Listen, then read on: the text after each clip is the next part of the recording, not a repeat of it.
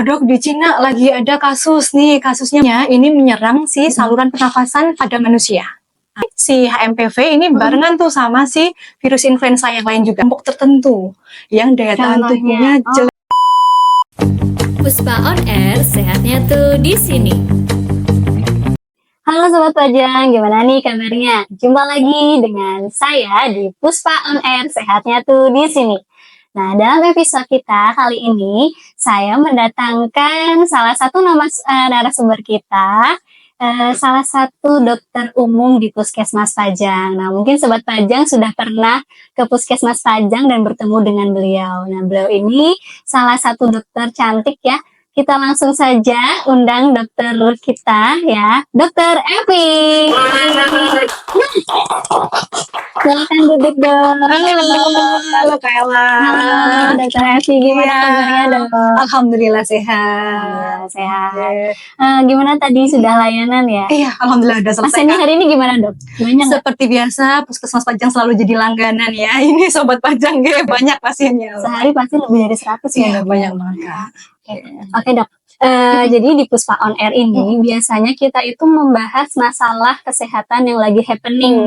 Nah, akhir-akhir ini yang lagi happening itu tentang HMPV. Ya betul sekali ya. Nah, dari kalau aku lihat-lihat ya di masyarakat itu tuh kayaknya masih asing gitu loh sama HMPV itu. Betul, ya. Mungkin, nah kita datangin Dokter Evi ya kali ini, bisa dijelaskan mungkin dok HMPV itu tuh sebenarnya penyakit apa sih? Iya, betul sekali. Oke. Jadi gini Kak Ella, kemarin tuh pas saya beberapa waktu ini ya di Poli ya, di Poli tuh emang pasien tuh pada tanya, "Dok, itu loh Dok, di Cina lagi ada kasus nih, kasusnya banyak." Kita takut tuh kayak COVID jilid 2 istilahnya gitu ya. Takutnya kalau jadi gelombang selanjutnya istilahnya atau virus baru istilahnya gitu. Nah, emang pada bertanya-tanya dan ini merupakan mereka menganggapnya kayak kasus baru, menganggapnya seperti itu. Jadi HMPV, Sobat Pajang, HMPV ini kepanjangan dari Human Metapneumovirus ya. Jadi ini merupakan virus Kak Ella. Virus ya? Iya, virus. Iya. Virusnya ini menyerang si saluran pernafasan pada manusia. Oke, jadi yang diserang saluran pernafasannya. Virus ini jenisnya itu RNA virus ya. Jadi mirip-mirip tuh sama kayak COVID, kayak si virus influenza biasa H1N1, H5N1 kayak gitu, kayak RNA maksudnya. Terus sebenarnya Kak Ella ini tuh virusnya itu bukan virus yang baru. Nah, virusnya berarti ini tuh sebenarnya udah ada dari dulu ya. Betul bukan sekali. yang baru lagi ya, kayak COVID kemarin itu bukan ya. Iya, betul. Itu yang perlu diluruskan Sobat Pajang. Jadi virusnya ini tuh udah ada dari tahun 2001. Dulu tuh udah lama ya. Lama banget. Berarti kan ini kan Ella udah ada 24 tahun ya, sekitar mau 24 tahun yang lalu ya. Iya, di Belanda dulu ketemunya pertama sih. Malah di Belanda, bukan di Cina ya? Bukan, malah di Belanda Kak. Terus jadi kan udah jalan beberapa lama ya Kak ya, puluhan tahun. Jadi sebenarnya tubuh kita pun udah mengenal, udah menerima si virus ini tadi kayak gitu. Terus yang perlu diketahui Kak Ella, virusnya ini tuh bersifat musiman, sobat-sobat Pajang yang perlu diketahui, musiman. Jadi memang pada musim apa tuh? Nah tuh, jadi kasusnya itu emang naiknya di musim dingin sama musim hujan. Kayak saat ini ya? Iya betul. Jadi kenapa musim hujan dan dingin ya? Jadi kenapa sih nih kok pada sakit batuk pilek pada ini? Karena memang kita kan di Indonesia sendiri lagi musim hujan. Kalau musim hujan otomatis kasusnya ini akan naik. Ya. Sama kayak yang di Cina. Di Cina kenapa kok naik kasusnya di sana? Karena lagi di sana tuh musim dingin Kak. Winter nih, salju tuh dingin ya, suhunya bisa minus. Nah itu yang bikin kasusnya ini naik kayak gitu. Jadi naiknya pun ini si HMPV ini barengan tuh sama si virus influenza yang lain juga, naiknya berbarengan seperti itu. Di Cina sebenarnya kasus pertama itu yang skor tertinggi naiknya influenza, HMPV itu nomor 3 sebenarnya. Cuman karena mungkin beberapa orang jarang dengar jadi lebih kayak akan jadi booming gitu ya, jadi kayak bertanya-tanya COVID dulu itu loh ya, takutnya karena isu-isunya bakal jadi pandemi baru nih. Bener, jadi kekhawatiran masyarakat sih kayak gitu aja sih ya. Nah, tadi itu tentang HMPV sendiri gejalanya apa sih, Dok? Oke, kalau untuk gejalanya gini, gejalanya pada HMPV ini mirip-mirip kayak flu biasa, Sobat Pajang. Jadi memang gejalanya itu bisa greges badan tuh kadang rasanya kayak meriang ya. Kalau untuk masalah suhu bervariasi nih, ada yang misal kayak 37, 37,5 ke atas atau mungkin emang bisa di 38, kayak gitu. Terus bisa flu, meler ya, meler. Ini kan virus ya penyebabnya. Jadi lebih ke virusnya flu-nya itu melernya encer Kak Ella. Lebih sering Ya, sama kayak flu biasa gitu betul, ya. hidungnya juga bisa mampet nih, bisa mampet. Terus bisa batuk. Ada keluhan batuk nih.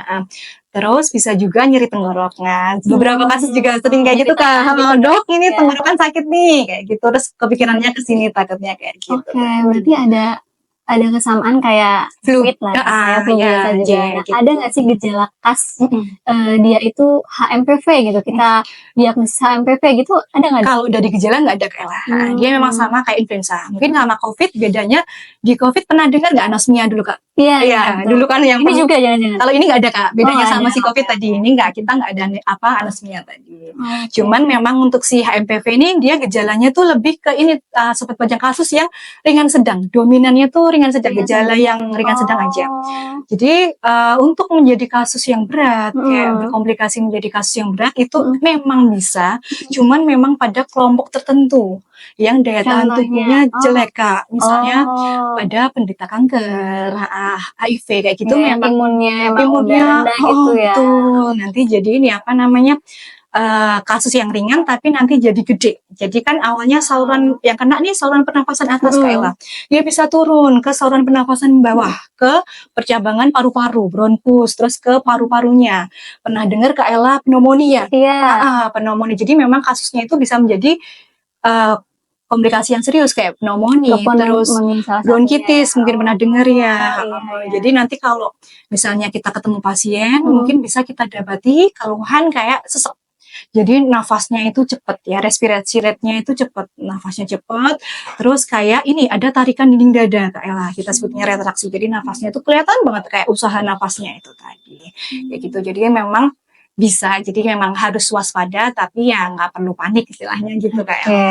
Iya, sama aja ya kalau pencegahannya mungkin Dok hampir sama dengan COVID juga mungkin ya. Kalau untuk pencegahannya sih ini mirip-mirip kan kita dulu di zaman COVID kan udah pinter ya sebenarnya. Kan kita udah yang namanya belajar tentang PHBS kayak gitu. Nah itu harapan saya bisa teruskan nih Kak Ella. Jadi jangan stop pas COVID aja kayak gitu. Kalau untuk pencegahan gini sih prinsipnya Kak Ella. Ini kan penularannya itu lewat virus ya. Virusnya itu ditularkannya kan kita ngomong penularannya dulu ya sebelum pencegahannya. Penularannya ini lewat droplet ya. Droplet itu percikan ludah teman-teman. Jadi kan kita nggak bisa lihat nih ya.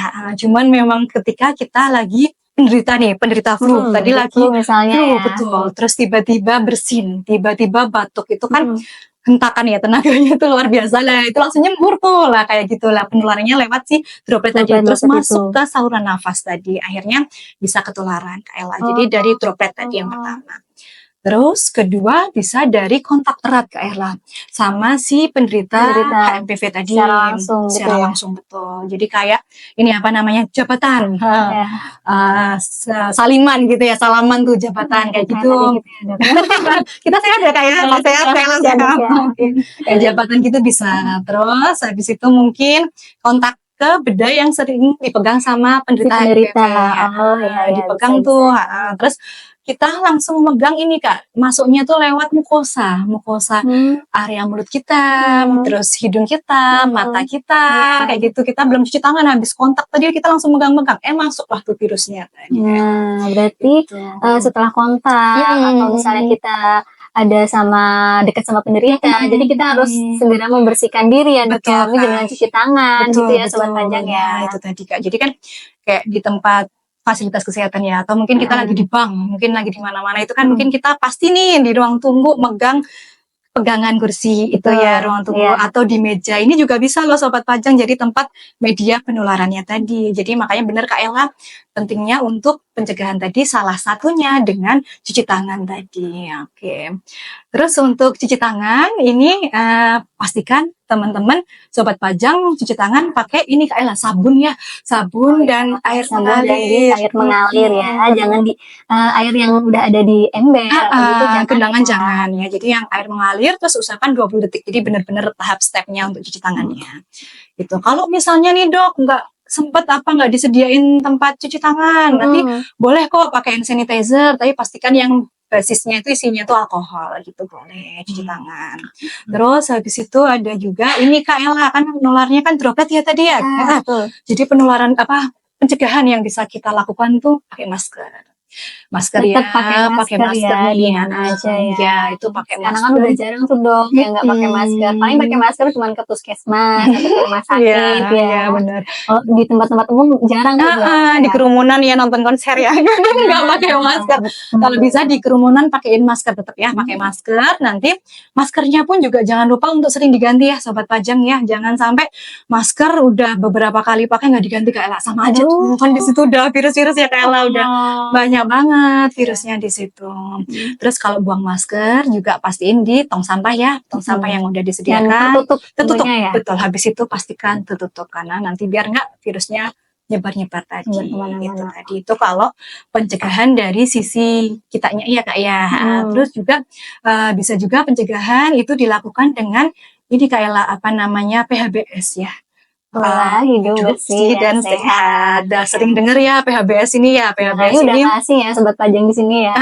Udah nggak asing nih. Jadi PHBS tuh yang penting teman-teman juga gimana sih dok biar imun kita bagus, biar kita nggak ketularan si virusnya ini. Itu dengan daya tahan tubuh yang baik, makan makanan yang bergizi. Gizi seimbang ya, terus banyakin proteinnya juga. Itu penting banget ya dok. Daya tahan tubuhnya bagus, buah-buah juga oke, nggak apa-apa. Gitu sih, dan minum air putih ya. Air putih betul, cukupi kebutuhan air putihnya. Terus kelola stres juga ya, kita nggak boleh stres nih. Kalau stres hormon kortisol kita tinggi, imun kita turun nih, gampang ketularan virus-virus tadi. Iya, mempengaruhi imun kita juga ya ternyata ya. Betul. Kadang ini kayak pasien tuh curhat nih. Dok, saya tuh habis browsing, malah pusing dok, malah jadi stres saya. Itu juga memicu ya. Memicu juga, ya. Jadi teman-teman pastikan kalau misalnya ada sumber informasi, pastikan dari sumber yang akurat. Terpercaya. Kalau ada sumber dari grup WA keluarga, hati-hati, jangan jangan langsung terima mentah-mentah ya. Gitu jangan. Pastikan teman-teman follow yang akun-akun yang terpercaya, kayak mungkin follow Kemenkes, follow IG-nya Puskesmas Pajang boleh. Tuh di situ ada Puskesmas Pajang. Betul, Puskesmas Pajang. Di situ ada informasi-informasi yang insya Allah valid dan terpercaya. Gitu ya, biar nggak stres sendiri nantinya. Oke dok, tadi kan terkait gejala ya, sama penyebarannya seperti apa. Mungkin ada nggak sih dok pengobatan untuk HMPV ini tuh seperti apa untuk pengobatannya nih? Oke. Kalau untuk pengobatan sebenarnya pengobatan yang spesifik tuh nggak ada kan. Ya khusus untuk HMPV itu belum ada. Jadi pengobatannya tuh sesuai dengan gejalanya, sportif aja sobat pajang. Jadi kalau sobat pajang ada keluhan demam, minumlah paracetamol dulu. Terus ada keluhan batuk, minum obat batuk. Ada pilek, minum obat pilek dulu ya. Jadi disesuaikan sama gejalanya. Sama minum air putih yang cukup. Pastikan kebutuhan cairan itu cukup. Ya.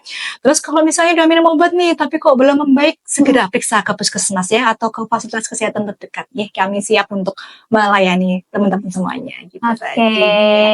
Oh ya, kalau ini kayaklah sebentar maaf untuk vaksinnya ya. Ada yang bertanya soalnya vaksinnya tuh ada nggak vaksin yang khusus? Sementara belum ada ya sobat pajang ya untuk saat ini. Untuk vaksin khusus HMPV belum ada. Cuman kalau ada yang tanya juga kalau vaksin influenza boleh nggak? Boleh, bebas. Kalau mau ada vaksin influenza boleh, nggak ada yang salah dari vaksin influenza. Cuman kalau yang khusus HMPV emang belum ada. Gitu.